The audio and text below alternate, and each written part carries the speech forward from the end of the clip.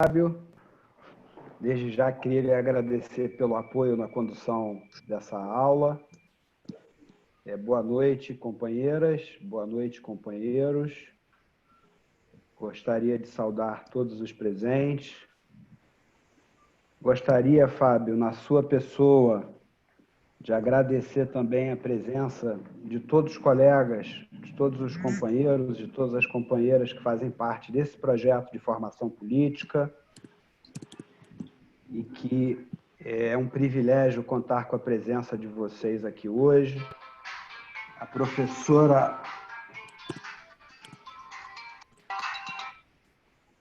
professora desculpa, pessoal, a professora Marília, a professora Maria Luísa, professor Rogério, o companheiro e liderança desse grupo, o Roberto Ponciano, ao nosso decano, ao nosso intelectual orgânico, ao companheiro Pares. E gostaria de dizer que hoje a ideia é um pouco falar do livro Ernesto Pares, conversar um pouquinho com vocês de forma muito tranquila, viu, Fábio? Muito provavelmente eu não vou conseguir terminar a minha aula hoje, e desde já, Ponciano, por se tratar de um minicurso, eu sugiro que no curso seguinte que nós vamos elaborar e fazer, eu gostaria de continuar, porque é um livro muito rico nessa conjuntura. É um livrinho do Marcos Nobre, do filósofo Marcos Nobre, do Centro Brasileiro de Análise e Planejamento, chamado Ponto Final, a Guerra de Bolsonaro contra a Democracia.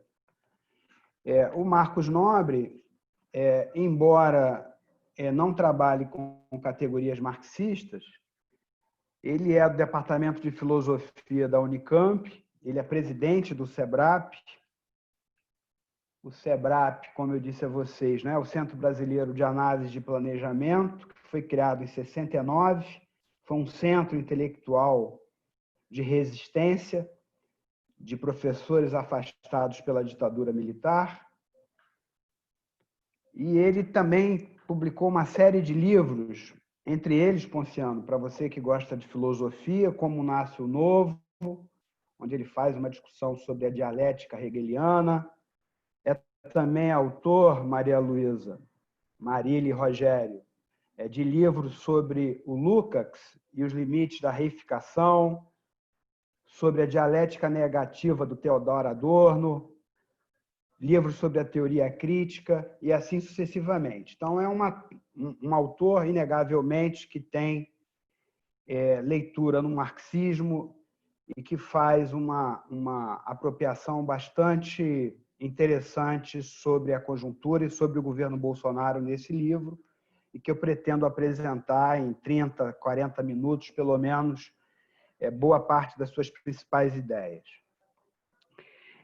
O título da nossa aula ele é bastante provocativo, né? E, curiosamente, embora o Marcos Nobre trabalhe com a ideia, né, de que o governo Bolsonaro tem como método o caos na economia e na política, tendo em mente seus principais objetivos, qual seja, implantar um projeto autoritário no médio prazo, e para isso é importante garantir a reeleição, e para isso, na atual conjuntura, é importante cotovelar o impeachment, o Marcos Nobre, do ponto de vista conceitual, ele não discute o conceito, ele não discute nem utiliza o conceito de neofascismo.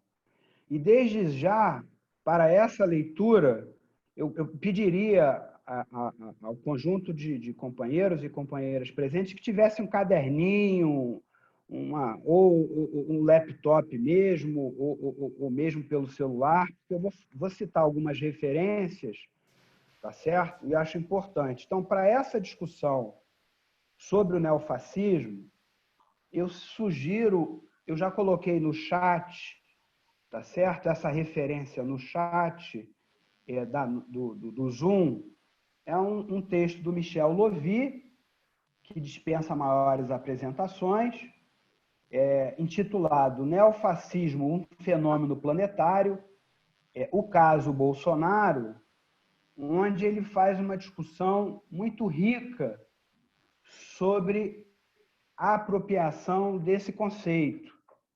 Eu imaginei, inclusive, ler um trecho desse artigo, mas dado o pouco tempo que vamos ter nessa conversa, eu indico a literatura. Ainda sobre a questão do fascismo, curiosamente, ambos autores, Ernesto, ambos autores muito próximos da Rosa de Luxemburgo, né? É um texto da Clara Zetkin, que provavelmente ou Maria Luísa, ou mesmo Marília ou Rogério já fizeram menção, o Fábio, o Ernesto, infelizmente eu não pude participar das aulas. A Clara Zetkin, o nome desse livro é Como Nasce e Morre o Fascismo, ele foi relançado ano passado pela editora Autonomia Literária e editora Usina.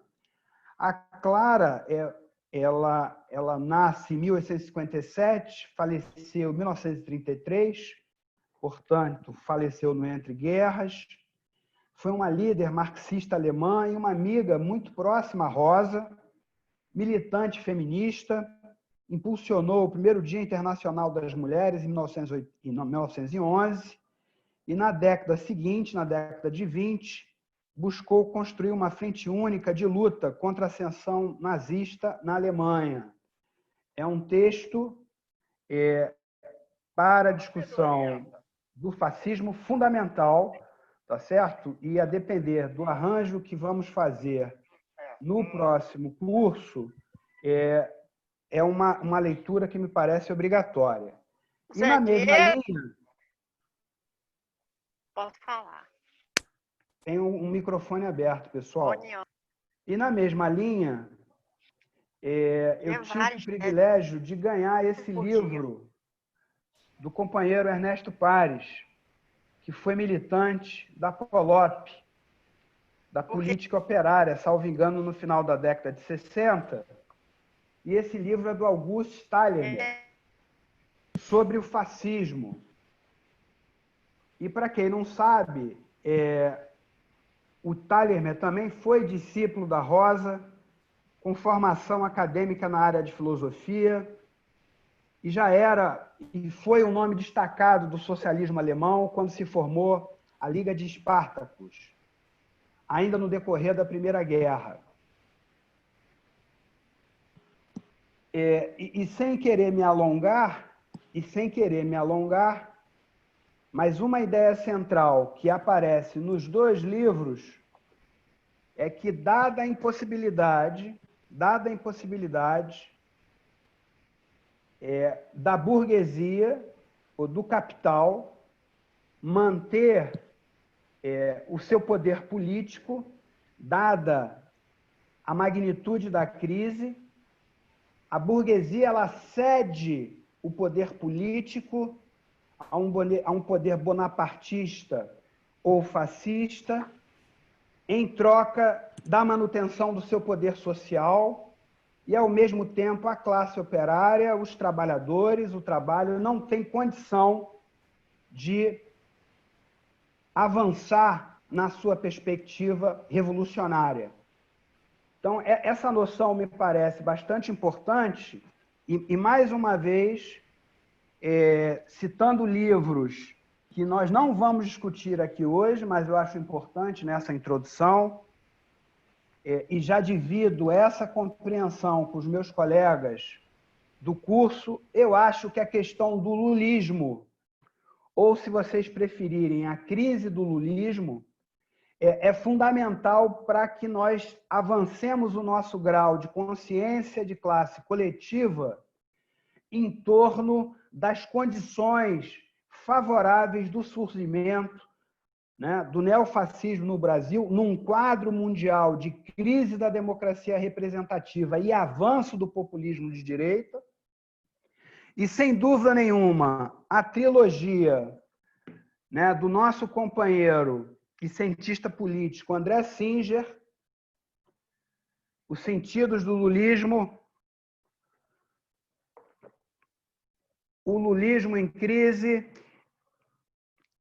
e as Contradições do Lulismo, da mesma forma, dialogando com vocês, né, companheiros que estão participando e companheiras do curso, e com os nossos colegas que estão trabalhando na formação política nesse curso, me parece um tema fundamental para que a gente discuta a ascensão ou as condições de ascensão da extrema-direita ao poder no Brasil. Na mesma linha,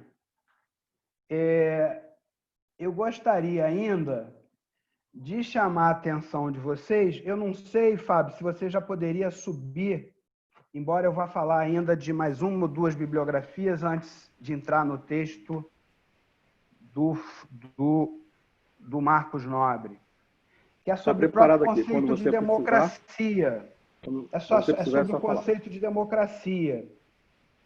Porque o Marcos Nobre ele usa e abusa, digamos assim, dessa noção no sentido que o principal objetivo do governo Bolsonaro é destruir a democracia, mas ele não problematiza esse conceito, né? E a gente sabe que nas nossas fileiras essa ideia da democracia no capitalismo, e por que não dizer a democracia no próprio socialismo ou no socialismo real, que é um debate inconcluso, a meu ver, né, em particular no interior do Partido dos Trabalhadores, é uma discussão que precisa ser feita. E, nesse sentido, eu também gostaria, sem querer cansá-los, eu gostaria de indicar o livro do companheiro que já faleceu, que foi inicialmente, pelo menos, eu não sei exatamente qual foi a trajetória dele, Ernesto, no movimento estudantil, mas eu estou falando do Carlos Nelson Coutinho, e o livro dele, Democracia e Socialismo, Questões de Princípio e Contexto Brasileiro, que foi publicado em 1992, embora esse livro tenha sido bastante criticado na época. Lembremos que o primeiro congresso do partido foi em 91, e nesse congresso eu não tinha tido ainda a oportunidade de conhecer os companheiros que, ora, estamos construindo esse curso de formação política, mas nesse momento houve um debate intenso sobre o caráter ou não da democracia enquanto valor universal, tá certo? Que é a tese do Carlos Nelson Coutinho, na crítica a uma concepção, vamos dizer assim, de caráter mais leninista. E, por fim, ainda, sobre a questão da democracia, concluindo, esse sim, né, de modo bastante heterodoxo no campo do marxismo, é o livro do Rui Fausto, né, chamado Outro Dia. O livro do Rui foi publicado em 2009 pela Perspectiva, e no seu primeiro capítulo, perdão, na primeira parte do livro, no seu primeiro capítulo, o Rui Fausto faz uma crítica bastante ácida às noções de democracia, capitalismo e totalitarismo, que são leituras complementares e que podem ajudar a entender as noções trabalhadas pelo Marcos Nobre, de um lado, e a entender os nossos desafios no enfrentamento do projeto ultraliberal e do projeto que provisoriamente eu denomino de neofascista do governo Bolsonaro. Podemos começar a aula propriamente dita agora, Fábio? Pode subir os slides? Estou vendo aqui uma companheira dizendo caderninho na mão. Legal. É a primeira aula virtual que eu estou dando.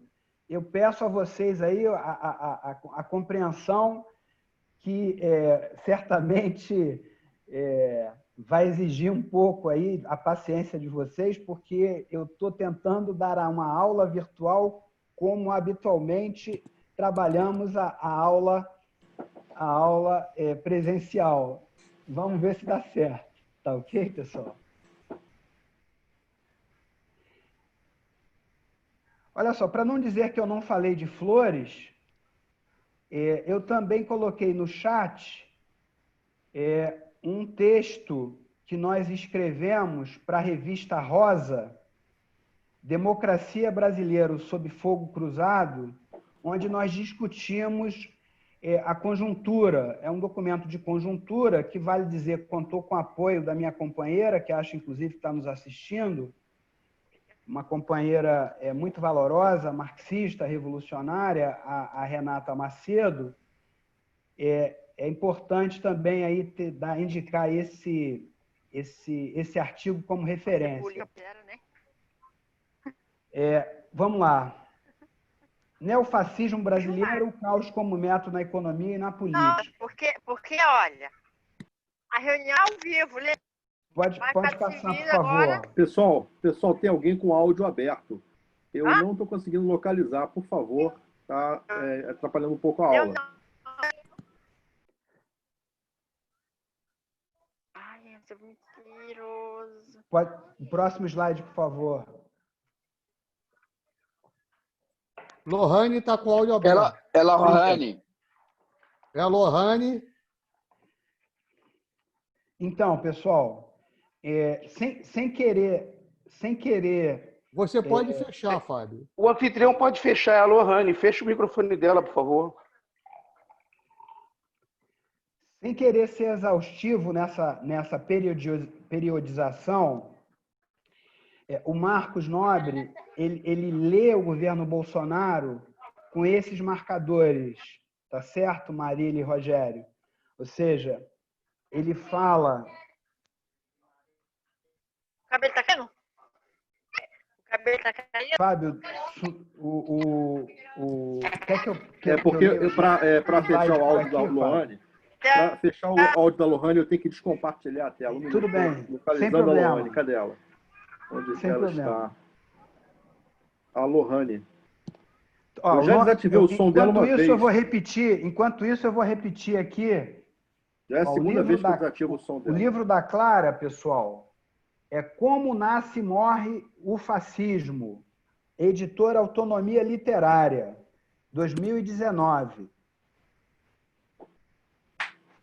E o outro texto que pediram, só um minuto, e o do Marcos Nobre, que é esse que nós vamos trabalhar hoje, é Ponto Final. Pela editora Todavia de São Paulo, 2020, A Guerra de Bolsonaro contra a Democracia. E eu rapidamente, na introdução, como o Marcos não trabalha com o conceito de neofascismo e com o conceito de democracia,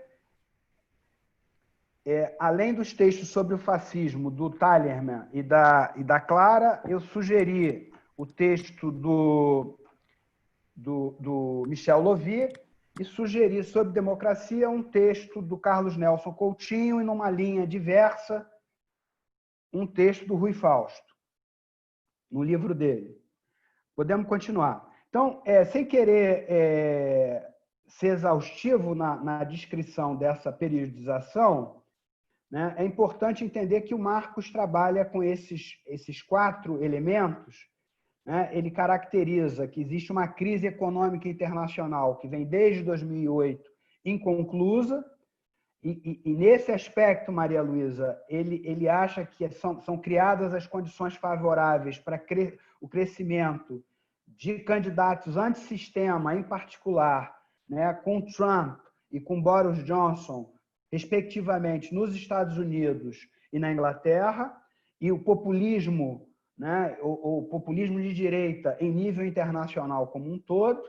Ele faz um recorte da crise econômica brasileira de 14 para cá, mas o mais importante, Ponciano, e eu sei que você gosta dessa discussão, até porque, como militante socialista e comunista, participou ativamente das atividades, da luta que se travou em 2013, a crise institucional para o Marcos Nobre, assim denominada por ele, ela se inaugura em 2013. E ele não vê, digamos assim, o golpe parlamentar contra Dilma como, digamos assim, um elemento decisivo nessa crise institucional, e nisso, já abrindo a polêmica, né, nós temos uma divergência com Marcos, tá certo? E, é claro, a própria crise sanitária, a pandemia de 2020. Né? Podemos seguir, por favor?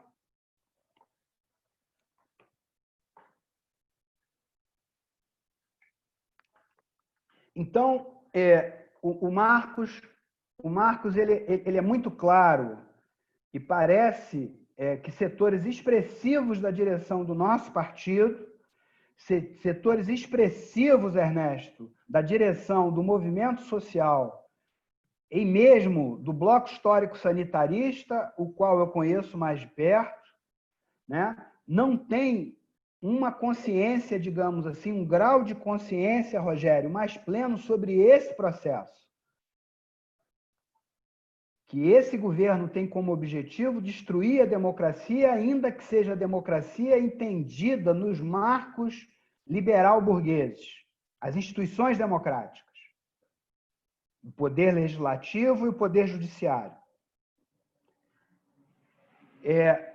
Marcos Nobre continua dizendo que democracia seria entendido tudo aquilo que faz parte do sistema e, portanto, Bolsonaro se apresenta como um candidato antissistema, né? E que sistema, nessa narrativa, é trabalhado tudo aquilo que é da esquerda, inclusive a própria Constituição de 88. E o Guedes, vale dizer, para aqueles que imaginam, né, que o Guedes, que tem como referência a ditadura do Pinochet, que foi a primeira experiência neoliberal em nível internacional, vale dizer, antes mesmo da expansão do neoliberalismo nos Estados Unidos e na Inglaterra, com a Thatcher e com Reagan,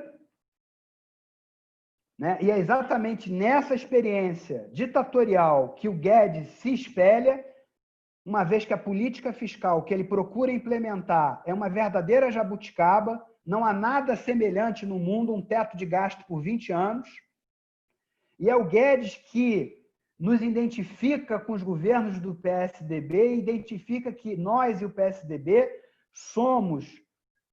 representamos partidos da social-democracia que legitimam o sistema, que legitimaram o sistema. Bolsonaro, portanto, se apresenta... Essas não são ideias do Carlos Ock, eu estou apresentando as principais ideias apresentadas pelo Marcos Nobre, em particular nesse livro, porque me parece que ele traz questões importantes para a reflexão do Partido dos Trabalhadores, para a nossa reflexão para enfrentar o projeto ultraliberal e o neoliberalismo. Bolsonaro se apresenta como não político, um líder antissistema, mas aproveitando aí a presença, Fábio, de Marília e de Rogério em Portugal, mas um líder antissistema abertamente autoritário, tendo como referência a Hungria. Então, beneficiário de uma ideia contra a política e os partidos políticos, que ajudou a fundar, né, uma cultura digital anti-institucional, que foi favorecida pela crise de 2008, pela expansão das plataformas digitais e a crise de representação dos sistemas democráticos. E aí nós estamos falando das fake news, nós estamos falando do gabinete do ódio, enfim, dessa estratégia, né, de avanço dessa hegemonia por meio das redes sociais, da hegemonia da extrema-direita. Por favor, Fábio. Esse risco na slide não foi ninguém invadiu nossa aula, não, né? Hein, Fábio? Realmente eu não sei dizer. O Será que cursor nem alguém estava entrou ali, aí, estava no Ponciano? canto da Algum tela. Eu não hacker? sei dizer. Eu espero que não. Não, Provavelmente não eu sei o que estava aconteceu. tentando trazer o meu irmão para a reunião. Fui eu que tentei trazer meu irmão para a reunião. Tudo bem, não, tudo bem, tudo bem. Eu peço desculpa a vocês, mas é importante ter atenção para a política de Não, não, segurança. claro. Eu que peço desculpas. O quê? Gente, Que falar isso, Laura? depois que acabar a aula, por gentileza. Interromper agora não. Para Bolsonaro, todo mundo que aceita as regras da Constituição de 88 é de esquerda. A própria Constituição é de esquerda e faz parte da falsa democracia. O que o Marcos sugere é exatamente esse paradoxo. Ou seja, que para compreender o governo Bolsonaro na sua plenitude, é importante entender que para ele era a democracia, entre aspas, da ditadura de 64, ele como principal ou um dos principais representantes dos porões da ditadura, que é essa hegemonia que está hoje no poder. A democracia da ditadura era a verdadeira democracia, ou seja, uma intervenção completa do valor da democracia. Um outro elemento que me parece importante, divergindo, portanto, de parte do senso comum, né, da nossa militância, e se eu entendo boa parte das críticas que o nosso companheiro aqui presente, né, o Ponciano, faz em relação à nossa movimentação na internet, é que a cultura política bolsonarista ela não é irracional. Pelo contrário, ela segue, Ernesto, uma racionalidade da guerra e da morte. E eu vou fazer uso da leitura na página 22, sem querer cansá-los, porque me parece que essa concepção é extremamente importante para armar a nossa militância. Ou seja, chamar de Bolsonaro de burro, de maluco, é fazer o jogo da narrativa bolsonarista. É não compreender a racionalidade do seu projeto autoritário. E, portanto, subestimar esse adversário na luta política e na luta ideológica. Um erro gravíssimo das nossas fileiras, se isso acontecer.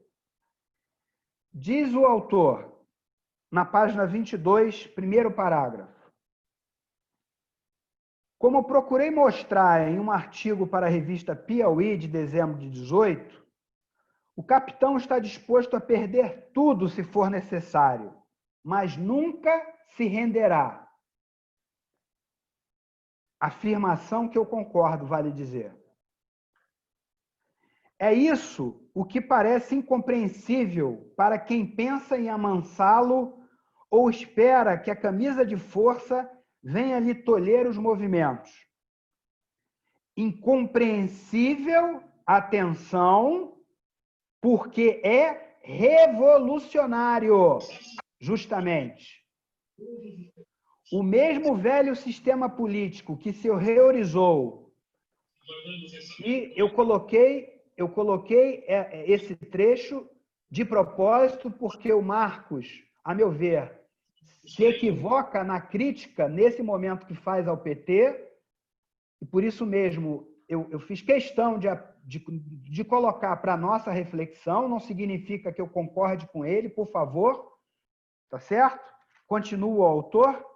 O mesmo velho sistema político que se horrorizou com as pretensões hegemonistas do PT vai descobrir que o partido de Lula era um partido tucano, em comparação com o projeto hegemonista que Bolsonaro representa.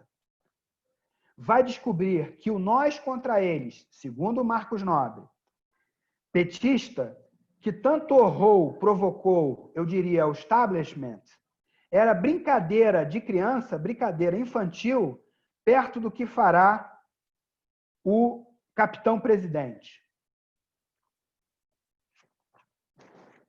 Ou seja, Vamos deixar esse fragmento para o nosso debate, mas é importante ter claro que a cultura política bolsonarista segue a racionalidade da guerra, de eliminar o PT, de eliminar a esquerda, de eliminar a democracia, nos nossos termos. E, no caso da pandemia, fica claro nessa racionalidade que é uma racionalidade da morte, do genocídio. Ou seja, como vocês sabem, eu sou especialista na área da economia da saúde e, claramente, apesar do relaxamento das regras fiscais por conta do decreto de calamidade pública e por conta da emenda constitucional 106, que flexionou o teto do gasto, flexionou a lei de responsabilidade fiscal, a regra de ouro, acreditem que a política de austeridade fiscal ela continua presente na execução orçamentária financeira, seja dos recursos adicionais da saúde, seja mesmo para os recursos adicionais para se criar um colchão de proteção social em função da paralisia econômica que surgiu. Então, é um governo claramente genocida. Segundo o autor, dando continuidade, pessoal, e ele mais uma vez faz uma provocação a gente, eu fiz questão de pensar essas provocações. Por favor, Fábio, sobe novamente, que eu estou lendo o texto no... Eu posso ler aqui também.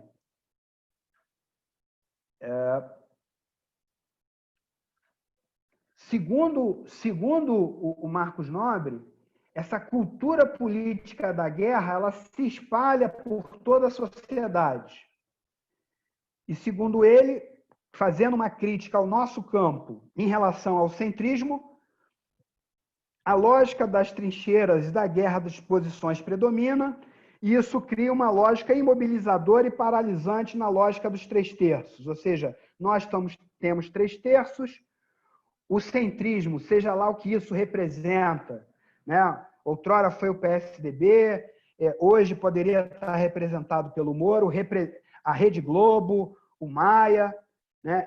E o Bolsonaro com outro 1/3, crítica que eu discordo completamente do Marcos Nobre.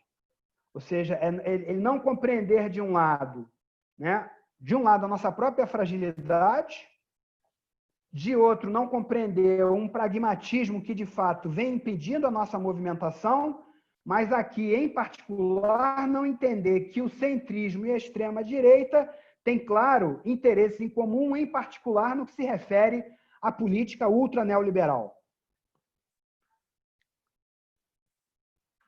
Por favor, o próximo slide.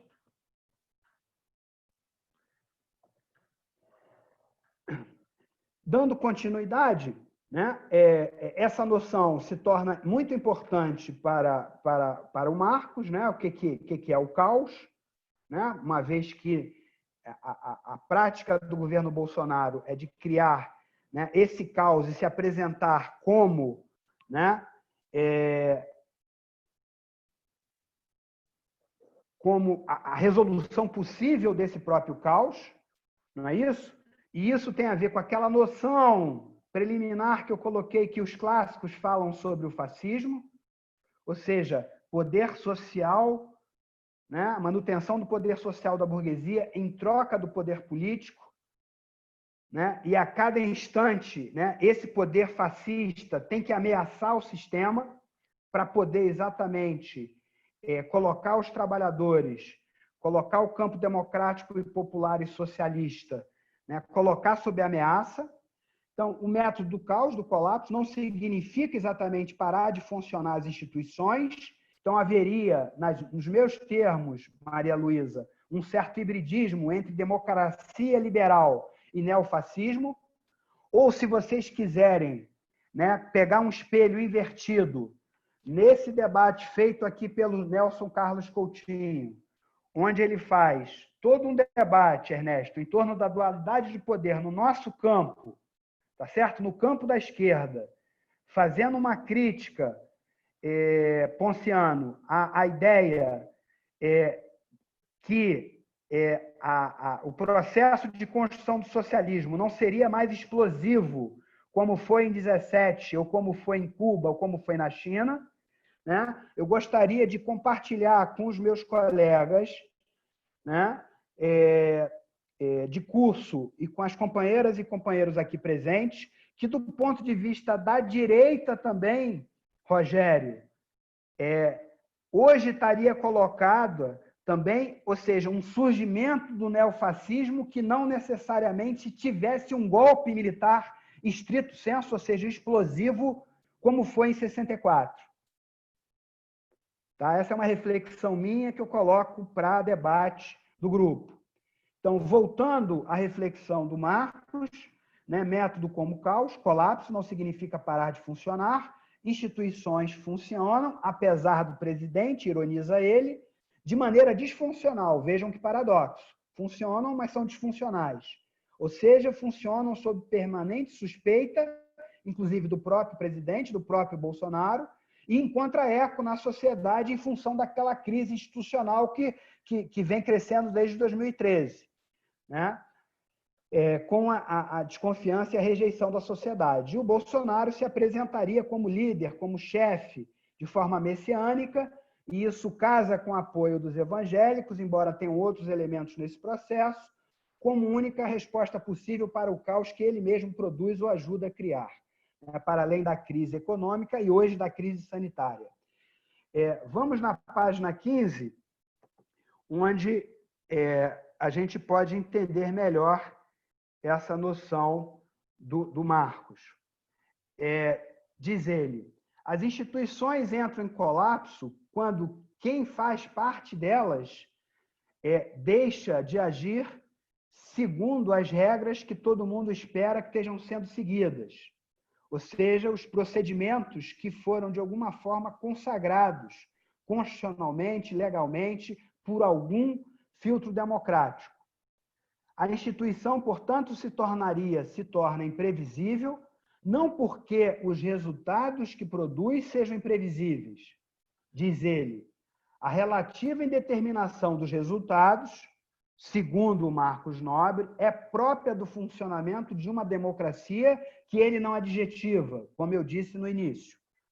A instituição, portanto, se torna imprevisível porque não se sabe como os resultados foram obtidos. Eleição do Bolsonaro, por exemplo. Segundo quais regras? Anulação, né, do Lula como candidato com a tutela do Supremo Federal do general, que agora me fugiu o nome. As regras deixam de ser simplesmente indeterminadas, elas se tornam arbitrárias e intransparentes. E aí a instituição começa a funcionar de maneira disfuncional, diz ele. Deixa de se pautar por sua própria história de procedimentos e de decisões e produz resultados casuísticos e arbitrários. Nesse quadro, o presidente mimetiza táticas de populismo autoritários mundo afora, ou seja, ele olha para a experiência internacional e tem apoio da direita internacional, ideológica e financeiramente, atenção, que atacam permanentemente o que continua a funcionar e se beneficiam de que as coisas continuem a funcionar, apesar dos seus ataques. Companheirada, exemplo claro, o auxílio emergencial. Por mais que tenhamos divergências sobre a leitura da pesquisa Datafolha, tá certo? Que provavelmente será motivo de discussão se tivermos tempo, o Bolsonaro ele foi contra o auxílio emergencial de R$600. Ele apoiou R$200, a oposição e alguns partidos de centro apoiaram 1.000 e acabou sendo 600, ou seja, isso foi uma manobra, no bom sentido, da esquerda no parlamento e ele se beneficiou daquilo que ele mesmo atacou em função da austeridade fiscal, em plena pandemia. Eu lembro a vocês, sem querer, mais uma vez, puxar para a discussão no âmbito da saúde coletiva e da economia da saúde, mas que em 2013, companheiras e companheiros, 2013, um sociólogo escocês e um epidemiologista me esqueci de onde ele é, escreveram um livro em 2013, Por que a austeridade mata?, explicando como a crise econômica de 2008 e 2011 tinham afetado as condições de saúde nos Estados Unidos e na Europa. Lembrando a vocês que a desigualdade nos países centrais, não digo nos Estados Unidos, mas nos países da Europa, ela é menor do que no caso brasileiro. Tá certo? Defendendo empiricamente que as políticas de austeridade fiscal matavam e pioravam as condições de saúde, de atenção à saúde nesses países e nesses continentes. Ou seja, você pensar numa política de austeridade fiscal em plena pandemia, com o crescimento do desemprego, com o crescimento da desigualdade, com o crescimento da pobreza, que, por sua vez, ampliam e agravam os problemas de saúde, fica claro que esse governo é um governo genocida. Repito, mais de 100 mil mortos. Na página 22 e 23, ele nos ajuda a entender essa relação do Bolsonaro com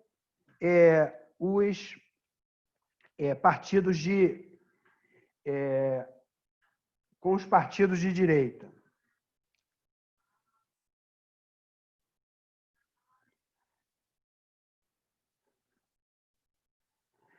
Em particular, o Marcos Nobre lançando mão de uma tese bastante interessante, muito interessante, que nos ajuda a entender e a caracterizar esse governo. O Marcos Nobre defende que o governo Bolsonaro, de forma deliberada, ele atua para ser disfuncional no combate à epidemia e diz que, do ponto de vista dele, a única alternativa do Bolsonaro era lançar a mão do seu projeto autoritário nesse momento, como foi na Hungria, mas que a correlação de forças não o favorecia. Então, é bastante interessante essa passagem, porque isso ajuda a revelar a natureza do governo Bolsonaro e ajuda a armar a nossa militância e a nossa direção, né, e da Frente Brasil Popular e da Frente Brasil Povo Sem Medo. Nessa lógica, né, diz ele, o parasitismo antissistema faz parte apenas do primeiro estágio de um projeto antidemocrático por via eleitoral, que é, digamos assim, o estágio que o Marcos Nobre acredita que o governo Bolsonaro se encontrava antes da pandemia, e com a pandemia, naturalmente, se complexifica. É apenas em um segundo momento, após uma reeleição, após mudanças constitucionais e institucionais radicais, que esses populismos autoritários se estabelecem em definitivo, suprimindo paulatinamente as instituições democráticas. Com instituições democráticas suprimidas ou mutiladas, diz o autor, o governo de plantão decreta que tudo passou a funcionar bem. Ou seja, sem oposição, Ernesto, sem imprensa crítica, sem movimentos sociais, no nosso caso, sem PT, as mazelas são declaradas coisa do passado. O sistema, entre aspas, é declarado derrotado e o novo governo autoritário se institui como autêntica representação do verdadeiro povo. No entanto, diferentemente de populismos autoritários bem estabelecidos como na Hungria, na Polônia, na Turquia ou nas Filipinas, o populismo autoritário brasileiro, vejam que ele não usa a categoria neofascismo, o populismo autoritário brasileiro ainda estava em seu estágio inicial antes da pandemia. Estava ainda buscando estabelecer suas bases quando foi atingido pela crise pandêmica. Segundo ele, concluindo, quando chegou a crise do novo coronavírus, o plano autoritário de Bolsonaro, mesmo que ainda muito vago, estava apenas em sua primeira fase, que ele denomina, que ele indica como sendo a fase do desmonte das instituições democráticas, como a que nós vimos no início do ano pelo fechamento do Congresso e do Supremo Tribunal Federal. E, segundo ele, concluindo, esse ponto é fundamental para entender a resposta de Bolsonaro à crise. Por favor, próximo slide. Quantos minutos eu tenho, Fábio? Na verdade, faltam 15 minutos para acabar. Tudo bem. Então, eu vou ser bastante rápido, né? Aqui eu acho que existe uma caracterização, tá? Que não é equivocada exatamente, mas que... pessoal, antes que eu me esqueça, eu botei também isso no chat. O Haddad fez uma entrevista com o Marcos Nobre no YouTube. O endereço eu coloquei no chat do Zoom, que parece bastante importante, porque, inclusive, o Haddad vai no sentido da crítica que eu vou formular agora. Né? Embora essa caracterização que o Marcos Nobre apresente sobre o papel que a política ultraliberal, né, se identificando com a política de austeridade fiscal, que é o esqueleto, né, da política ultraliberal, porque, na verdade, representa um ataque ao Estado, representa um ataque aos servidores públicos, né, representa uma defesa da privatização, né, representa uma defesa de um projeto de subordinação completo da economia brasileira ao imperialismo norte-americano, que é uma característica desse neofascismo, diferente do fascismo clássico, que tinha uma perspectiva de nacionalismo econômico. Tá certo? Mas o Marcos não avança nessa discussão. Tá certo? E como eu mesmo sugeri a vocês, quando ele faz o debate em torno do PT e dos terços, eu acho que ele localiza de forma insuficiente os problemas da articulação do campo democrático, popular e socialista no diálogo com o centrismo, que, vale dizer, operou o golpe parlamentar contra Dilma e hoje, naturalmente, isso traz uma polêmica em como a gente se movimentar no interior do PT e na própria oposição ao governo Bolsonaro. Né?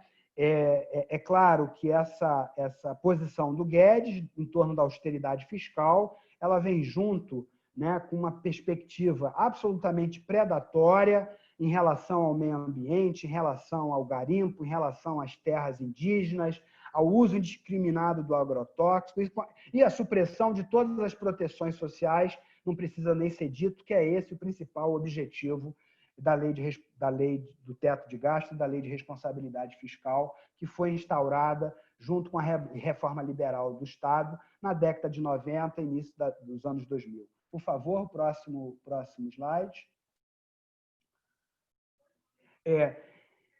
Talvez eu encerraria a aula por aqui, tá certo, Fábio? Porque os outros slides já entram em outra perspectiva, né? E eu acho que daria um fecho na aula e a gente privilegia o debate. Se for o caso, eu volto ao texto a partir das questões suscitadas, mas essas perguntas que levantadas pelo Marcos, elas me pareceram bastante interessantes. Né? Ou seja, por que Bolsonaro não aproveitou a crise sanitária para aumentar significativamente sua popularidade, podendo se colocar como um líder de união nacional neste momento de emergência, a exemplo que fizeram outros líderes políticos na conjuntura internacional? Né? Porque, desde que ficou evidente que a pandemia irá atingi-lo em cheio, ali, pelo início de março de 2020, Bolsonaro decidiu refugiar-se no seu bastão mais fanático de apoiadores, que, segundo o Marcos Nobre, e isso vale a pena a leitura, na página 11, tá certo? Foi quando, né, o Bolsonaro, segundo o autor, né, segundo o filósofo Marcos Nobre, o autor, né, o presidente, teve acesso às projeções, né, do número de mortes nos relatórios do Gabinete de Segurança Institucional, bem antes de ir, né, às manifestações contra o Congresso e ao Supremo Tribunal no dia 15 de março, muito antes de fazer o pronunciamento, atenção, em cadeia de rádio e TV no dia 24 de março, em que classificou a contaminação por Covid-19 como gripezinha e resfriadinho. Ou seja, ele ali já sabia do potencial da crise econômica e da crise sanitária e fez uma opção pelo enfrentamento. Né? E a pergunta que o Marcos é por que ele fez essa opção? Se ele poderia ter ido em um outro caminho que, em tese, faria com que ele expandisse a lógica do terço. Mesmo depois de os números oficiais já terem superado os milhares de mortes, números que, sabidamente, estão subestimados, né? Bolsonaro continuou a produzir aglomerações e a distribuir abraços e selfies. Transformou em um ritual macabro dos domingos ir a atos públicos em que manifestantes exigiam coisas como um novo AI-5, o fechamento do Congresso, do Supremo Tribunal Federal, uma intervenção militar. Bolsonaro ataca governadores e prefeitos que adotam medidas de isolamento social, quarentenas e lockdowns, recusa-se a produzir um plano de emergência econômica à altura da necessária sustentação de pessoas e de empresas. Por que agiu dessa forma? A resposta é curta, e essa resposta merece a nossa reflexão. Por surpreendente que possa parecer, negócio de aula virtual não é mole não, hein, pessoal? Por surpreendente que possa parecer, Bolsonaro agiu dessa forma por fidelidade a seu projeto autoritário. E o Marcos Nobre diz que a tentativa desse livro é exatamente responder esse aparente paradoxo. Ou seja, por que Bolsonaro não poderia se apresentar como alguém que pudesse dar alguma racionalidade democrática ao funcionamento das instituições para que elas agissem no sentido de enfrentar a crise? Por exemplo, fazer com que o CONAS, o Conselho Nacional de Secretários de Saúde, o Conselho de Secretários Municipais de Saúde, junto com o Ministério da Saúde, pudesse estar de forma coordenada, junto com os governadores, atuando contra o combate. Ou seja, o que explica essa aparente racionalidade é a racionalidade do projeto autoritário. E essa percepção do Marcos, independente de concordar com o seu diagnóstico, muito menos com as suas alternativas, vejam, é essa percepção do Marcos que me parece interessante, porque ela nos permite avançar o nosso grau de consciência de classe sobre a natureza autoritária e neofascista do governo Bolsonaro, que a nossa base social e parte da eleição ainda não tem clareza. Continuando, e concluo a partir da leitura desse fragmento, desse slide e do texto na página 21, né? Segundo o autor, é necessário entender a normalidade da crise encarnada pelo governo Bolsonaro para avançar no pensamento e ação, digo eu, do campo democrático, popular e socialista, né? Entre eles o Partido dos Trabalhadores e a oposição e os movimentos sociais, né? Entender como a política virou guerra, como foi possível a eleição de Bolsonaro, que tipo de governo ele liderou até a chegada da Covid e o que a pandemia significou para a maneira dele fazer política. Antes de ler esse fragmento na página 21, Fábio, eu só queria ler um trechinho que eu acho que é do último slide, para fechar a aula. Por favor, você pode avançar? Avança. O último slide, por favor. O penúltimo, no caso. Penúltimo. No caso, antes das referências bibliográficas. Obrigado, querido.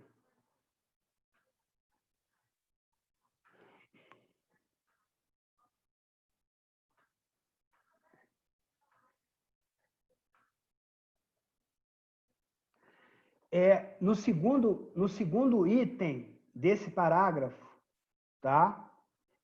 Embora tenha um lapso no tempo, quando ele entregou, a conjuntura está muito rápida, como todos vocês sabem, o Marcos Nobre sugere que a pandemia abriu pela primeira vez a possibilidade, ele faz uma ironia aí, de colocar um ponto final no projeto autoritário do governo Bolsonaro. Mas nem por isso um fim ameaça a democracia. Tá? Ou seja, o Marcos sugere que, nesse momento da pandemia, tudo bem que a gente está analisando isso a posteriori, mas a gente sabe os embates que aconteceram no interior do partido, no sentido que a gente tivesse uma posição, digamos assim, de retomada da contraofensiva. E isso ficou patinando nas nossas direções. Volta, por favor, para aquele slide, Marcos, só para eu ler a página 21 e a gente concluir a aula.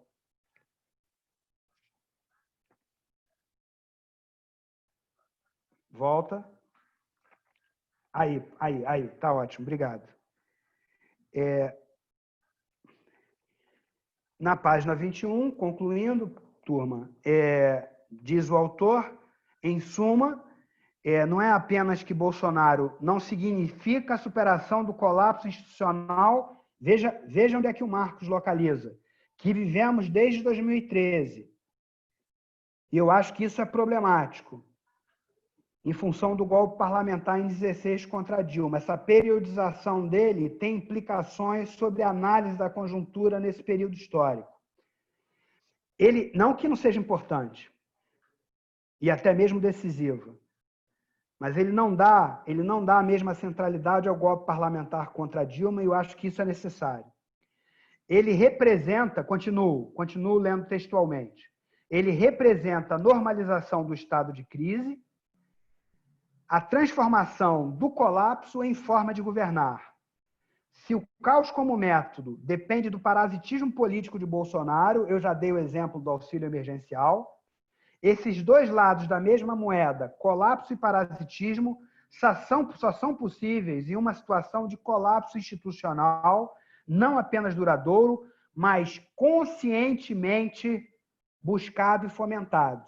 Então, portanto, eu concluo a aula dizendo que é fundamental que nós entendamos que o governo Bolsonaro tem uma racionalidade, é a racionalidade da guerra, é a racionalidade da morte, e é contra nós, companheiros.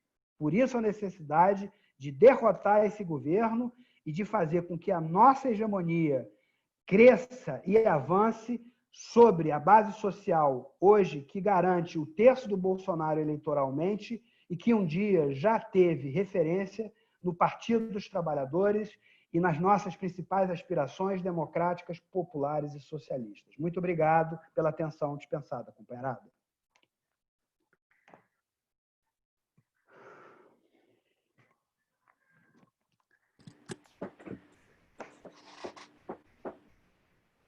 Eu estou vendo aqui o compartilhamento. Por causa do compartilhamento, eu não pude ter acesso às perguntas. Eu estou vendo isso agora.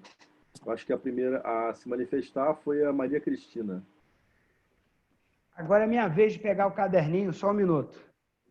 Tá. Na verdade, eu até agora não vi nenhum outro inscrito nesse momento, além da Maria Cristina. E ela falou que preferia fazer a pergunta no chat, mas também não fez. Mas já surge. Levantei a mão.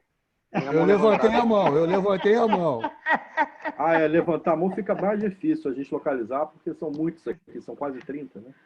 Eu também levantei a mão. Eu também. Pois é, mas levantar a mão, levantando a mão, eu não tenho condição de ver quem levantou primeiro. Eu vou escrever aqui, Fábio me escreve. O melhor é se inscrever pelo chat, né? Tem 3 aqui que eu vi que levantaram a mão. 3. Estou vendo Ponciano, estou vendo Maria Luísa levantou a mão. Lauro. A primeira levantaram a mão. Mas eu não tenho condição de ver quem levantou primeiro. Agora você já sabe. O ideal seria no chat. Então, estou mandando. Marília. Então, Marília está inscrita. A Maria Cristina foi a primeira a se manifestar, mas ela acabou não formulando a pergunta, que ela disse que preferia. Ela se inscreveu também, Maria Luísa. Tá, agora a Maria Luísa. E a Maria Cristina tinha mencionado aí uma pergunta. Mais alguém? Bom, vamos fazer então pela ordem, então. Pode ser a Maria Luísa, então, foi a primeira, então, manda brasa. Então vamos lá. Ok, que prazer finalmente vê-lo aqui na sala, né? Foi ótimo, né? Pena que você não tinha assistido as aulas anteriores, porque isso foi muito bem tratado também, e foi ótimo que esse trabalho do Marcos complementou muito bem, né? Trouxe muito para o momento de agora, né? Embora a gente tenha sempre feito essa ponte. Né? Eu achei até que você ia falar mais da questão da economia, da relação da economia, né, com os governos nazifascistas. Né? Até me abstive de falar sobre isso. Mas eu vou fazer uma pergunta. Na verdade, eu vou fazer uma breve reflexão aqui. Né? Eu tenho para mim, já que nós estamos falando do Bolsonaro especificamente, né, que esse recuo que ele está fazendo agora, que eu não chamo de recuo, eu chamo de um pacto, que é muito comum de acontecer nos regimes nazifascistas, que é um pacto momentâneo com o populismo. E aí eu estou entendendo, eu trabalho com um autor que nós entendemos o populismo como aquela alternativa ao nazismo, se apresentando como uma alternativa também ao liberalismo e ao comunismo. Né? Assim como o nazismo é uma alternativa a esses regimes, não é? O populismo é uma alternativa, inclusive, ao fascismo. Né? Só que ele prescinde, não há necessidade de ter violência no populismo. Até que a extrema-direita ela não é associada, esse tipo de fascismo, nazifascismo, não é a extrema-direita não se associa a ele. Não é? Porque a ela não interessa, ela não tem esse perfil dessa violência, dessa guerra, que é uma característica do nazifascismo, essa guerra permanente, né? Essa crise permanente. Né? E eu acho, sabe, não sei se o Marcos aborda isso no livro, não é? Que o governo Bolsonaro é muito incomodado com esse neoliberalismo. Não interessa a ele isso. Né? Tanto é que o Bolsonaro sempre foi muito claro. Ele sempre associou, eu não entendo nada de economia, é o posto Ipiranga. Né? Ele queria o apoio desta burguesia. Né? Era isso que ele queria, para poder. E se ele se eleger, e aí é que eu acho que a nossa militância tem que ficar muito atento, o nosso partido, que custou muito a dar nome aos bois, não é? Se ele se eleger, ele vai implantar o regime eu acho ele nazista, eu já levantei o tom. Né? Ele vai implementar integralmente, porque ele tem os tanques em torno dele, ele está armando o Estado todo por dentro, ele está comendo as instituições, porque no estado de exceção já entendo que nós estamos desde 2016, né? Ele vai também ter o recurso da militância que ele está armando, das milícias que ele está armando. Então nós vamos ter na rua esta milícia e no Palácio do Planalto nós vamos ter ali cercado pelas Forças Armadas que estão apoiando ele. Acho isso. Bom, então foi um comentário, né? Então, o próximo... mas não um comentário que é para ser comentado pelo quê? Né? Então, a gente está fazendo um bloquinho de 3, tá? A dinâmica, né? O próximo, pela ordem, acho que é o Lauro.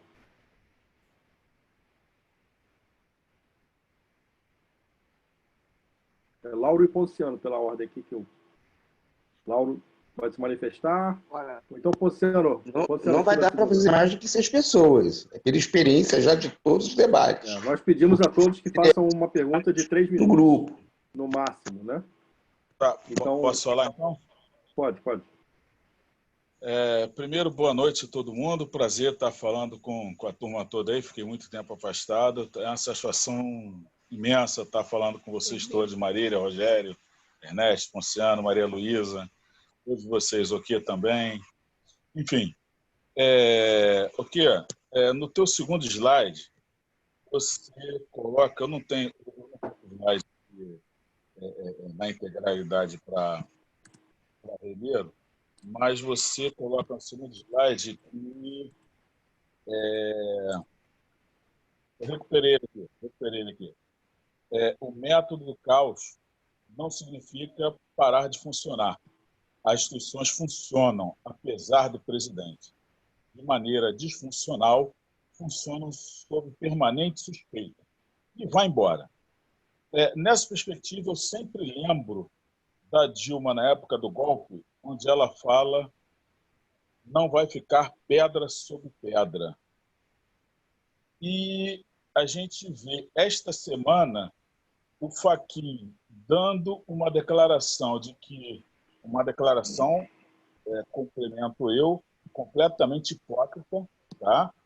Haja vista as atitudes do próprio ministro, que o Lula teria que ter participado das eleições de 2018. E ontem ou hoje, o STF protegendo mais uma vez o menino Dallagnol. E aí vem o seguinte: me parece claro que as instituições estão corroídas e não tem pedra sobre pedra. Eu acho que não tem mais perspectivas de não vai ficar pedra sobre pedra. Já não tem mais pedra sobre pedra. E a gente vê setores da direita que pode, de alguma forma, enfrentar o Bolsonaro quando coloca algum limite de mordaça aparente no Bolsonaro, recua como se fosse possível ter um recuo no projeto bolsonarista. E aí eu quero entender se essa turma está apostando no avanço realmente do Bolsonaro ou se eles não têm dimensão. Eu não consigo entender. Quer dizer, na hora que ele está acuado, por que não joga o adversário logo? Ele está no córner, joga no chão. Por que não joga no chão?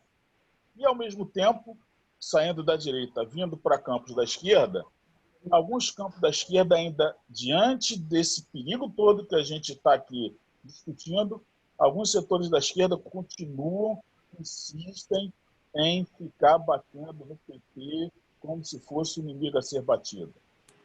E aí eu estou perguntando para você, Carlos, porque eu não li o livro, eu não sei qual seria a resposta do autor em relação a isso, tá? É por isso que eu falo para você. É tempo, hein?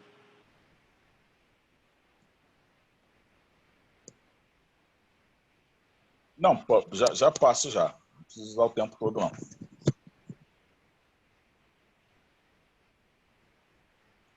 Foi? Acabou? Seria então o Ponciano. Isso já foi o primeiro bloco. Foram 3. Não. Só Maria Luísa e Lauro falaram. Eu não falou antes dele, a menina não fez a pergunta? Tá bom. Companheiro, aqui, a minha pergunta é econômica. Eu tenho uma dúvida, sim, porque eu acho que existe, óbvio, que numa situação calamitosa você pode amplificar muito o gasto e botar o déficit lá em cima. O problema é que se a economia não funcionar, daqui a pouco, efetivamente, isso gera um descalabro, né? É possível, né, como estão falando, ele fazer todos os ajustes financeiros para tentar manter a popularidade dele, né, sem apostar no desenvolvimento econômico, porque ele não aposta para a política de terra arrasada e o país não adernar. Essa é a minha pergunta. Já foi isso. Então, com a palavra, professor.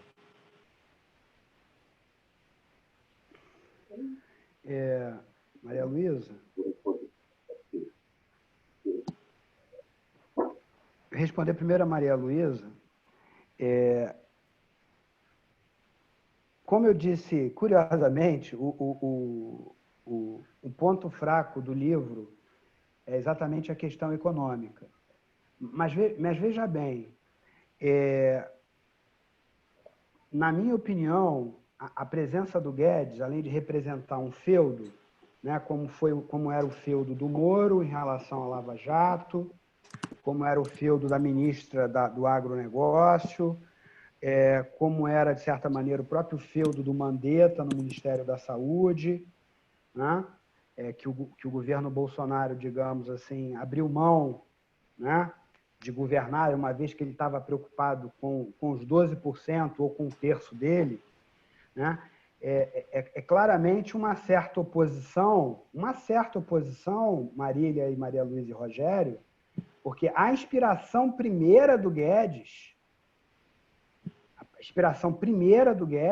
olhando para a ditadura Pinochet, é no sentido, né, de você dar um golpe, né, de avançar no seu projeto autoritário subordinado ao imperialismo.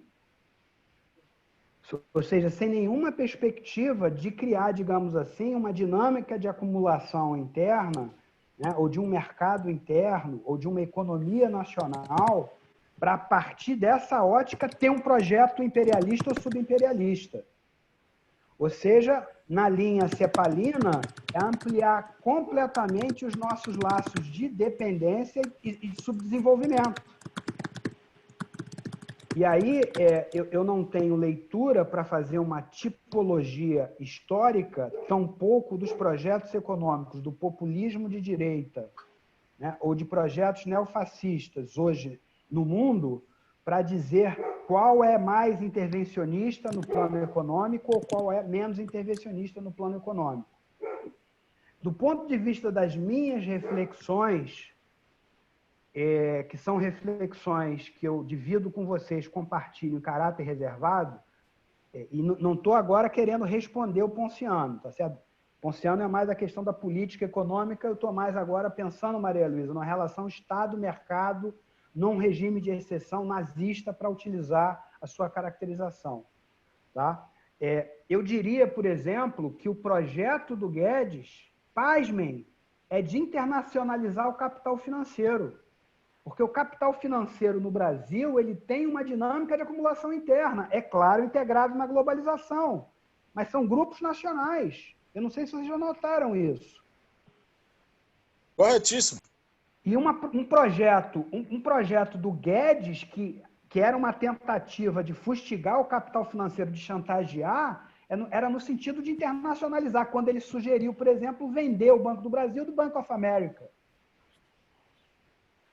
Na tentativa, inclusive, Maria Luísa, utilizando os seus termos, de fazer com que, nos meus termos, centrismos, no seu termo, populismo de direita, fazer com que o centrismo parasse de chantagear o governo Bolsonaro em relação à política econômica.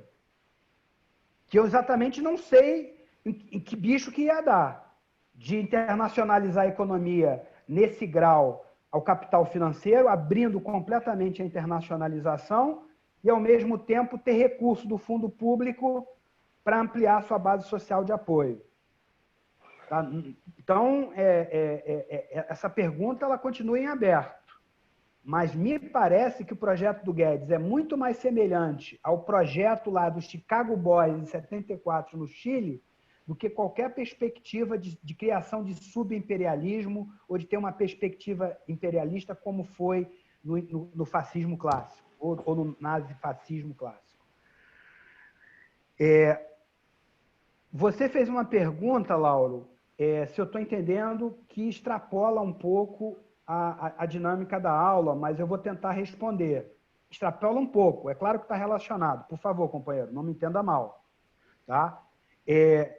Estamos falando de uma totalidade. Por que o centrismo não avança sobre a extrema-direita? Você não pode se esquecer do Partido Militar. E aí, entendido Partido Militar, são os militares que estão aparelhando o Estado, tá certo?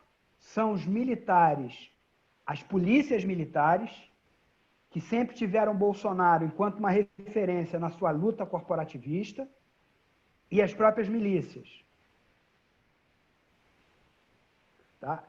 Ou seja, né, uma tensão, né, coerção armada e domínio financeiro. Essa é a minha leitura. E, por último, o próprio Lula. O próprio PT.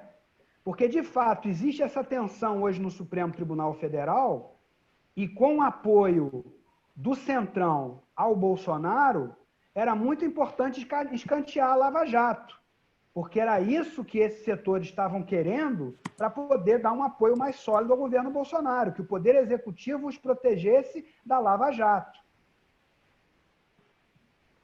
Então, por que o centrismo não avança? Não avança com medo de que o grau de indeterminação da crise seja maior do que aquele que já está dado e favoreça, digamos, a esquerda. Que essa é a unidade desse campo, com a extrema-direita. A eliminação da esquerda, que não pôde ser operada. Essa é a razão última, inclusive, do Bolsonaro. O projeto do centrismo, ou do populismo de direita, como chama a Maria Luísa, era a eleição do Alckmin. Não era a eleição do Bolsonaro. Então, respondendo a sua primeira pergunta, a meu ver, por conta do Lula e por conta da base social hoje, ou seja, um terço, você tirar um governo que tem um terço, você pode levar na linha do Ponciano a economia um desgaste maior ainda. E por que a esquerda continua vendo o PT no seu principal inimigo? Isso, a meu ver, e é uma visão, tá, que a gente não amadureceu no grupo, é uma posição do Carlos Ock, mas que eu submeto à discussão coletiva das companheiras e companheiros aqui presentes, é porque nós não avançamos num balanço, a esquerda como um todo. Nós não fizemos um balanço, assim a meu ver, tá? Nenhuma provocação, tá, Ponciano? Nenhuma provocação mesmo, pelo amor de Deus. Assim como a gente não fez um balanço ainda sobre a natureza do socialismo real, nós, no Partido dos Trabalhadores, continuamos com o mesmo erro, a meu ver, de não fazer um balanço sério dos governos petistas. E aquilo que eu ofereço ao grupo como elemento fundamental para isso é que a gente leia, de modo crítico, os livros do André Singer, para a gente entender, né, do nosso ponto de vista, no exercício de crítica e autocrítica, no contexto da democracia interna e da democracia socialista, fazer um balanço desse governo.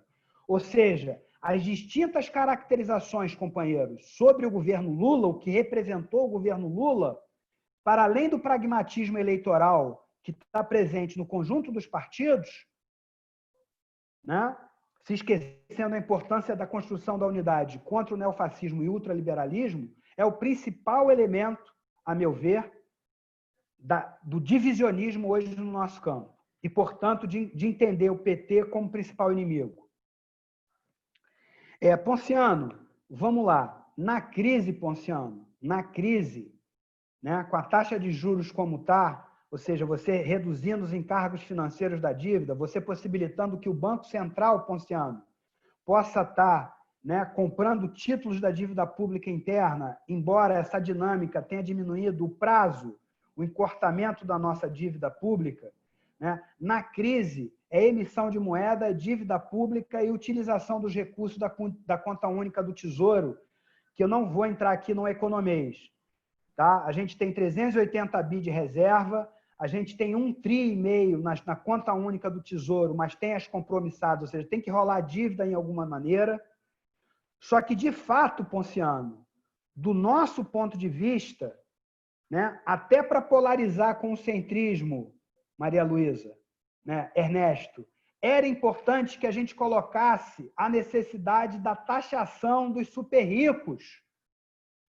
Ou seja, ao mesmo tempo que nós temos de defender, Ponciano, o relaxamento das regras fiscais em 2021 para furar o bloqueio do teto do gasto, da emenda constitucional 95, que é o vértice, companheirada, da política de austeridade fiscal, e por isso mais recursos para a educação por meio do Fundeb, por isso o Conselho Nacional de Saúde está defendendo um piso emergencial da saúde em 2021, por isso é importante que nas eleições municipais, Ponciano, nós defendamos a flexibilização da lei de responsabilidade fiscal para que os nossos governos possam contratar mais médico, mais enfermeiro, mais fisioterapeuta, mais nutricionista, por meio da estratégia de saúde da família, por meio do programa Mais Médico.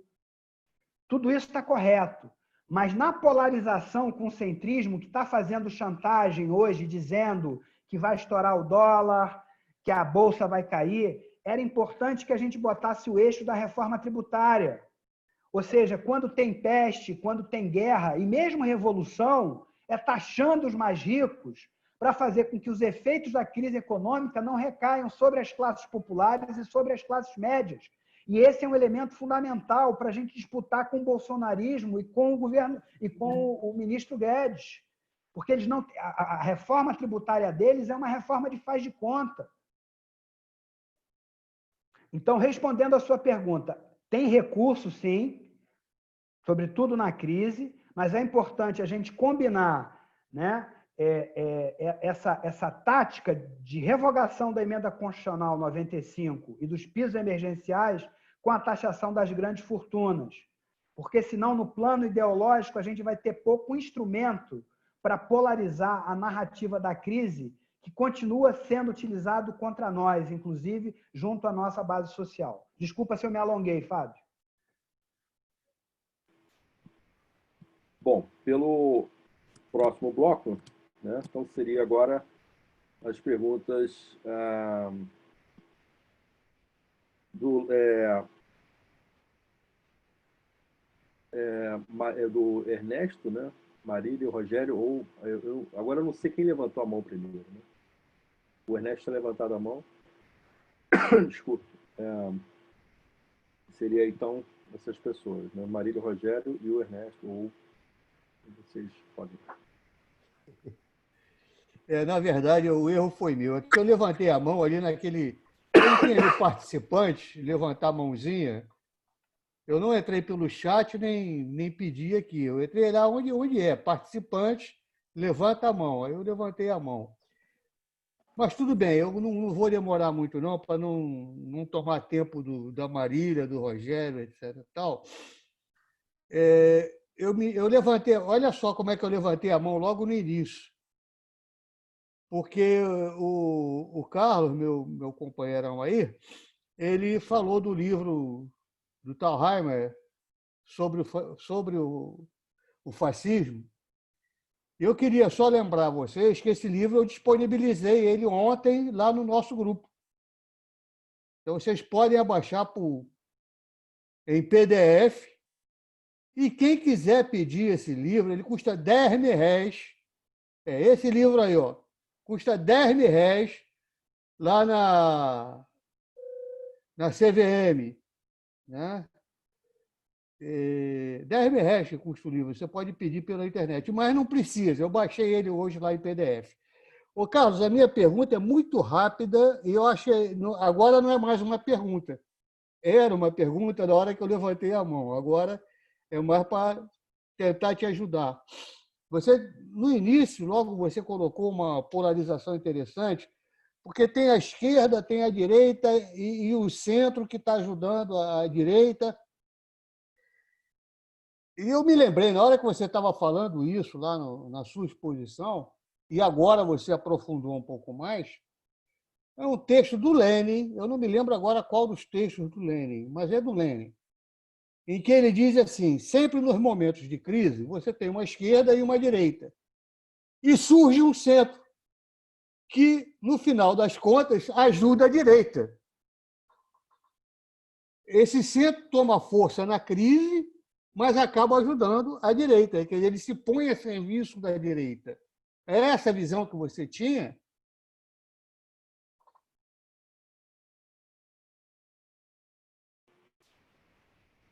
Marília, né? Seu áudio, Marília, está fechado, seu áudio. Eu acho que eu vou passar a pergunta para o Rogério, porque o Clé já respondeu. A minha questão estava dentro das diversas que já foram faladas. O que eu queria só pontuar é que esse objetivo autoritário que o Marcos e o Clé acentua na política bolsonarista exatamente agora ele está descobrindo, a Maria Luísa fala no recuo, mas, de certa forma, é preocupante essa resposta que o pessoal está dando ao auxílio emergencial, de tal forma que parece que alguém está dizendo aí que ele está descobrindo as políticas populistas sociais. E nós, que já vivemos uma contradição tão grande de pobreza, etc., isso é gravíssimo para nós. Entendeu? Quer dizer, ele começa a agir em outra estratégia, ainda que caríssima, porque é 50 bilhões por mês, e até o Marcos Coimbra já falou isso, não se sabe se ele vai conseguir o 2021 e 2022 pagando 50 bilhões para esse recurso que vai ser pior depois da pandemia. Então, me interessava muito discutir a questão da resposta da sociedade frente a essas novas estratégias que esse objetivo autoritário está descobrindo. Eu queria só pode fazer... passar. Pode. Eu queria só fazer uma observação. Eu não falei, ao contrário, não é um recuo. Isso aí é um flerte que é muito comum de acontecer. Não é um recuo. Essa leitura do recuo, para mim, é equivocada. Isso aí é um flerte que acontece do nazismo flertar com o populismo. Em outras palavras, é uma estratégia exatamente. de dominação. Eu estou entendendo. Mas, no meu caso específico, eu ouvi a análise do Marcos Coimbra, ele não está assim, muito preocupado com esse aumento, com esse apoio que ele está tendo das classes populares nessa resposta ao bolsonarismo. O Marcos Coimbra está vendo que ele até aumentou muito pouco. Ele tinha 32, foi para 37, e está gastando 50 bilhões por mês. O crescimento foi muito pequeno, mas houve um crescimento. E a pobreza é grande, a fome é grande, e vai ter mais se aqui no mundo desenvolvido, ou seja, nas sociedades mais organizadas, a fome voltou. Imagina nós, o caso lá, que já se fala num certo cansaço das obras sociais na manutenção dos apoios que foi dado às classes populares. Mas é só um comentário que eu falei, não é nem pergunta, é só um comentário. Tá? E obrigado, Oclec, você deu uma excelente aula, sugestões excelentes de leitura. Eu vou seguir o Marcos, com certeza absoluta, o Louvi e essa Clara que você falou, que me interessou muito. Clara Zaki. Muito obrigada, pai. Rogério? Não, agora... Não, são 3. Eu não fiz pergunta. Pode, Rogério? Oi, Carlos. Tudo certo aí? Tá, vai. Bem, antes eu gostaria de usar que o Carlos fez uma apresentação muito clara, muito didática sobre o seu trabalho, sobre a sua investigação, que tem como título, inclusive, o caos do momento da política e da economia, né? Falando das políticas, do regime bolsonarista, digamos assim, do populismo autoritário bolsonarista. Eu gostaria de colocar algumas questões no campo não da economia, mas da política, ou seja, da política cultural ou da cultura política, da política cultural do governo Bolsonaro. Nós sabemos muito bem que o Bolsonaro é visto, claramente, um elemento de extrema-direita, ele é um fascista, isso não há dúvida, há um projeto fascista, um projeto autoritário, um projeto de extrema-direita em seu governo. Mas se olharmos historicamente para trás, para o significado do fascismo e do nazismo, nós vamos ver que havia, por trás do autoritarismo... Um retardado, imbecil, filho da puta. Né? Então, tem um claro... Ponciano. Então, o microfone aberto. Tem um claro projeto havia um claro projeto do fascismo e do nazismo, um claro projeto cultural, apesar de toda a barbárie que nós conhecemos do Mussolini e do Hitler. Havia um projeto cultural. É bom lembrar que na década de 30, na Itália, foi criado um super estúdio cinematográfico da Cinecittà, que existe até hoje. Foi criado um cinema, um festival internacional de Veneza, que existe até hoje, que inclusive um dos mais brilhantes festivais. É um festival que valoriza a arte e a cultura cinematográfica. E dentro do campo, e já no nazismo, que a história é diferente, o cinema, particularmente o cinema, desenvolveu-se muito, havia uma cultura cinematográfica nazista, como havia também do Mussolini. A do Mussolini, como eu já disse em aula anterior, se caracterizava como um cinema de classe média, o cinema do Teléfono Bianco, o cinema da vida cotidiana, das temáticas supérfluas, enfim, de uma certa banalidade cotidiana, de filmes de um pseudo-romantismo e alguns de filmes históricos, tentando levar para o público italiano filmes épicos sobre o Império Romano, por exemplo, tentando associar as políticas do fascismo. Bem, e agora e o Bolsonaro? Como é que fica a política cultural do Bolsonaro? A última que nós encontramos foi do tal de Marcos Frias, que é o atual secretário de Cultura, que é um ator desconhecido, entendeu? A grande obra dele no momento é o fechamento da Cinemateca Brasileira de São Paulo.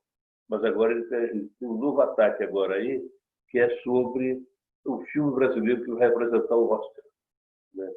Ele lembrou que ele quer um filme bolsonarista. Não existe um filme bolsonarista. Não existe um cinema bolsonarista. Não existe uma cultura bolsonarista no Brasil. Existe, a gente sabe, existe personagens bolsonaristas da cultura. A gente sabe perfeitamente.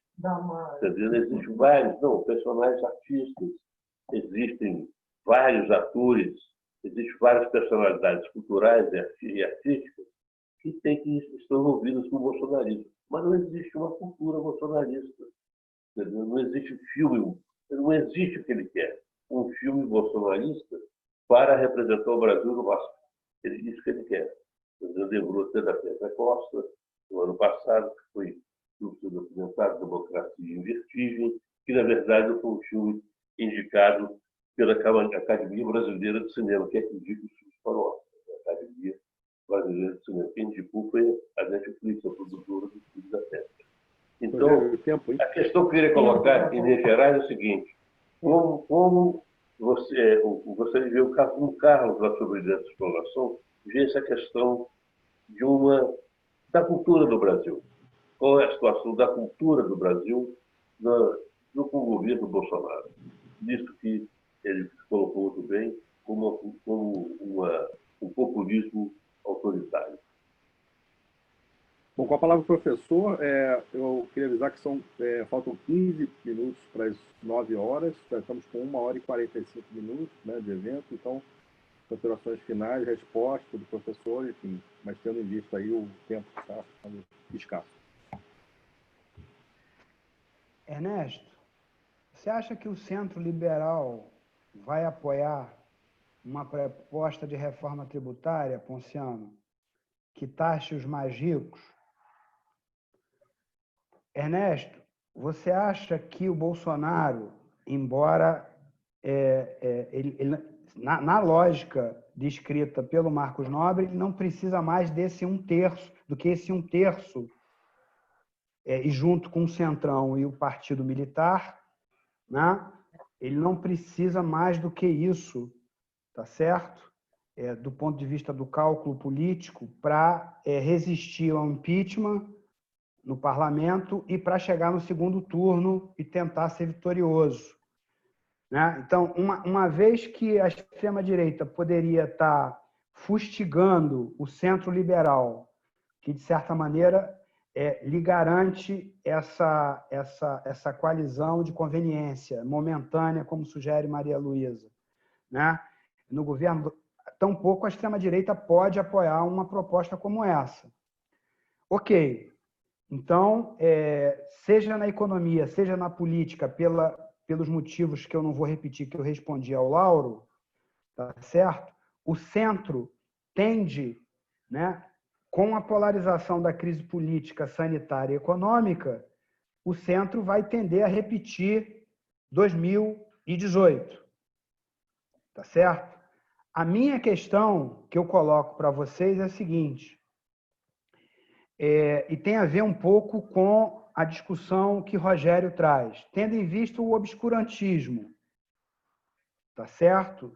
Que o governo Bolsonaro carrega, né, tendo em vista eventuais interesses econômicos, Ernesto, que podem ser contrariados, se essa hegemonia, que eu vou chamar aqui de bonapartista, tá certo? Ou fascista, propriamente dita, se essa hegemonia se fortalecer, quais são os interesses que, na segunda rodada, ou seja, em 22, podem ser contrariados. Eu, por exemplo, citei a vocês, eu não sei exatamente como é que esses interesses iriam dialogar, convergir, tá? Eu não tenho bola de cristal, mas eu disse a vocês desse projeto de internacionalização do capital financeiro.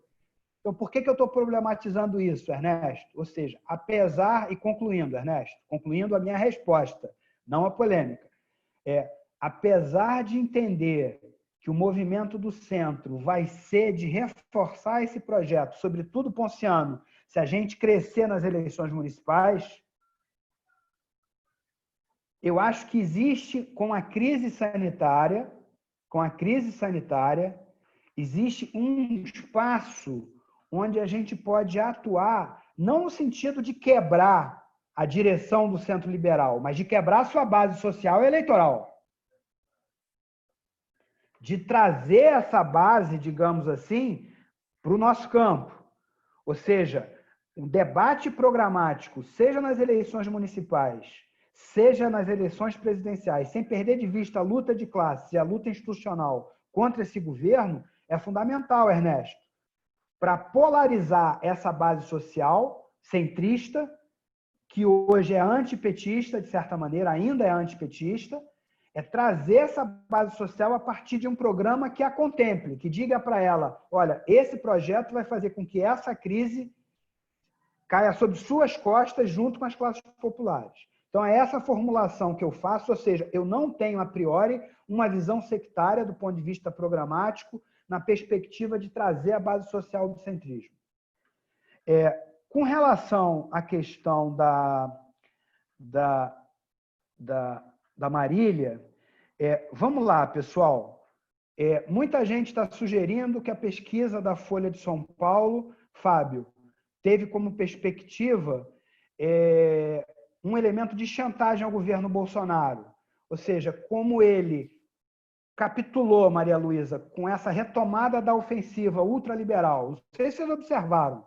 Nos últimos 15 dias, que ressurgiu de novo com toda a força, é óbvio, né, por conta da disputa, né, do projeto de lei de diretrizes orçamentárias, Ponciano, no final desse mês, é que se ressurge com toda a força o teto do gasto, a privatização, a reforma administrativa, a PEC 186, que prevê o ataque ao gatilho do funcionalismo com as despesas obrigatórias, né? Ou seja, toda essa retomada dessa ofensiva que obriga o Bolsonaro a recuar por conta da pressão que o Centrão vem fazendo pela liberação do teto do gasto, né? Parece que, assim, olha, se você mediar, Maria Luísa, né, a gente vai continuar, digamos assim, nós, imprensa, né, que estamos tentando massacrar as fake news, com a CPI das fake news, e nós, imprensa, que estamos defendendo, somos porta-vozes do projeto econômico do capital financeiro, a gente vai parar, digamos assim, de te dar porrada. Né? Ou seja, a bateria da grande imprensa deu uma diminuída. Então, tem esse jogo. Agora, observe, embora certos setores da imprensa crítica falem isso, Marília, a gente não pode se esquecer, além do auxílio emergencial, Ernesto e Maria Luísa, que o Bolsonaro tem duas TVs, a Record, né, e a SBT, continua tendo apoio dos evangélicos. Agora, curiosamente, outra contradição. Vem cá, se ele se fortaleceu tanto, por que ele não conseguiu montar o partido dele? O Aliança. Pergunta que não quer calar. Então, muita gente suspeitando dessa pesquisa da Folha. Com relação ao projeto cultural, né, tem uma companheira também que fez uma última pergunta, Fábio, que eu não sei se eu respondo direto à Vânia ou se teria uma nova rodada. A questão do projeto cultural. Na verdade, a gente já está no limite do limite, a gente já até passou do limite. Beleza, então projeto cultural. O projeto cultural do Bolsonaro seria como se fosse um anteprojeto, a meu ver, Rogério. É obscurantismo, com cultura de massa, com essa cultura digital anti-institucional, antissistema e antidemocrática. Tá? Agora, eu não tenho, digamos assim, essa discussão da estética bolsonarista, se você me permite, Rogério, eu não tenho, digamos assim, bagagem, tá certo? Para te dizer, mas o que me parece intuitivamente é que o Bolsonaro é a consagração no bojo, o Fábio conhece melhor essa discussão do que eu, no bojo da cultura de massa, né? Da predominância, né, do senso comum, né, do senso comum mais conservador e abjeto possível. Perfeito.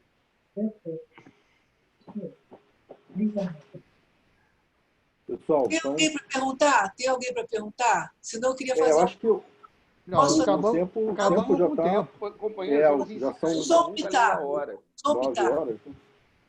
Por escrito, por escrito. Não vai agora rápido. Não vai A agora. Vânia fez uma pergunta aí, pessoal. Eu achava importante respondê-la. A gente tem colocado a resposta no grupo aqui. Já estamos com 1h42. A gente tem feito tá bom. mais ou menos nesse período de tempo. Eu te respondo, Vânia, pelo grupo, então. Então, acho que a gente está... Então, eu só queria dizer uma coisinha, senão eu vou ficar engasgada. Ele não recuou, ele avançou.